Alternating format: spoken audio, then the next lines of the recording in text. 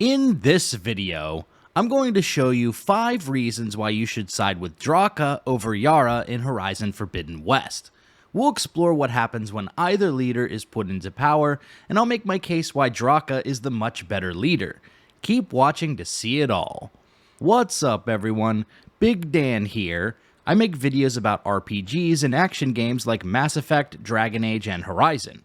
If that's your cup of coffee, hit that subscribe button and turn on notifications so you don't miss any new videos.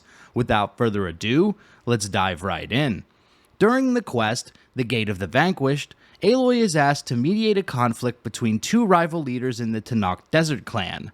This is one of the few quests in the game that offer the player a real choice, and this is why I think it's one of the most interesting side quests in Forbidden West. Aloy must choose between Yarra, the clan's current leader, and Drakka, a new challenger who seeks to depose her. Both of these characters are flawed and somewhat self-serving, but at the end of the day, I believe Drakka is a far better choice, and the character you should side with during this quest. Let's dive a little deeper to understand why. Number 1. Yarra is self-serving and only seeks to cling to power. For starters, let's take a look at how Yarra has handled the water crisis in the desert so far. The main water well in Scalding Spear dried up recently, and she hid this fact from the other clan leaders, choosing to ration out water supplies to other towns in the meantime and threatening any who complain about this problem. Her main concern, however, is how the water crisis will impact her own role as leader. Why the secrecy? Keeping your people in the dark seems to be making things worse. If the clan knew, my command would be challenged. There's no water and you're worrying about keeping your command? Think what you want. Between the machines, the storms, and Regala's uprising, I'm the only thing keeping this clan from falling apart. While she is working to solve the problem, she mainly seems to care about staying in command. She knows if the clan doesn't have water, it won't be long before they turn against her. Number 2. Yarra is quick to blame others. Before Aloy and Yarra even make it to the water pump station, Yarra is already convinced that Drakka's men sabotaged the water supply. That is one of Drakka's men. I will cut off that dissident's head and feed it to the vultures if he had anything to do with... We don't know what happened here yet, and we still have a trail to follow. Aloy has to play the rational head during this whole quest, and it seems pretty clear that what happened at the station was accidental, the result of someone messing with technology they didn't understand. Think about it. Would Drakka really want to sabotage the water supply? Even if he was able to leverage that to take power, he would still have a major water crisis on his hands.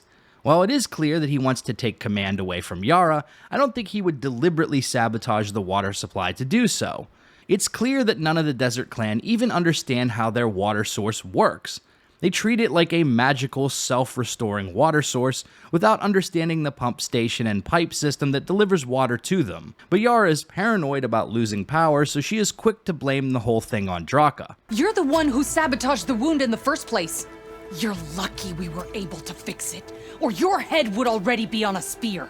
Number 3. Yarra meets criticism and opposition with violence rather than addressing grievances. These are the traits of a dictator. Yarra stubbornly clings to power and makes decisions without input from the rest of the clan. It's egotistical and all about her. I think the conversations you have with Drakka and Yarra after you've chosen to support one of them are very telling in terms of their style of command. Oh, what happens now? We live off the water the wound ekes out, rationing until it fills back up. And I'll make sure Arrowhand gets its fair share. Yeah, you'd better. What's the plan? The wound still doesn't have enough water for everyone. I'll gather the leaders from all the desert villages. We'll figure it out. For a second there, you sounded like a real commander. Your confidence is inspiring. Back at Scalding Spear, you said you couldn't trust anyone. What's going on? With Drakka out of the way, I thought there'd be peace for a while. 2 days ago, I had to put down another upstart. He thought I should have sided with Regala. How many more do I have to kill? When does it end? Good question. Do I detect a note of judgment there? You know your people better than I do. But I have noticed that killing leads to more killing.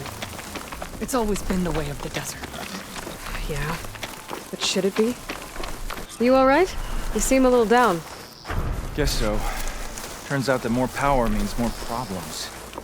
I thought that with Yarra finally gone, I could just make things better. Doesn't really work that way, huh? Everyone wants everything all the time. Food, water, protection. And when they don't get what they want, the blades come out. That remind you of anything?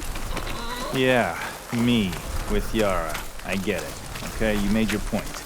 Just remember, you took the job. Now you have to live up to your responsibilities. I know. I have to rise to the challenge for the clan. No other option. Did I just hear humility? Of course. I'm great at that. After regaining power, Yarra becomes increasingly paranoid and violent. She resorts to killing any who oppose her command, seeking to rule through fear and dominance to preserve her own power. On the other hand, while Drakka is recognizing that being a commander is more difficult than he initially thought, he's not using that as an excuse to lash out at others in the clan. He's still self-serving, don't get me wrong. His main concern seems to be to bolster his own support through good PR moves like saving a young boy from a Thunderjaw or helping Aloy defeat Regalla's rebels. But this is still better than a paranoid dictator who kills her opponents. Number 4. Drakka is solutions-oriented. While Yarra is fumbling through the water crisis in secrecy, Drakka was actively seeking out a solution to the problem. He went on dangerous hunting missions to secure resources to trade for water, and he sent allies into the desert to seek alternative water sources. And he put pressure on Yarra to increase the supply to his people, not knowing that the rationing was due to a shortage of water. Drakka ultimately seeks to fix problems. Yarra may seek solutions as well, but only with the end goal of keeping herself in power, regardless of how many bodies she leaves in her wake. Number 5. Drakka seeks to work with others. While Yarra rules with an iron fist and makes unilateral decisions, Drakka seeks to work with others in his clan to make the big decisions. Just got back from meeting with the leaders of all the outlying villages. I hate to say it, but Yarra might have been right about a few things. Not all of them, though. Did you really think command was going to be easy? I guess not. Maybe I should tell them your beau will be joining the talks. That'll settle them down. I'm not bailing you out this time. I know.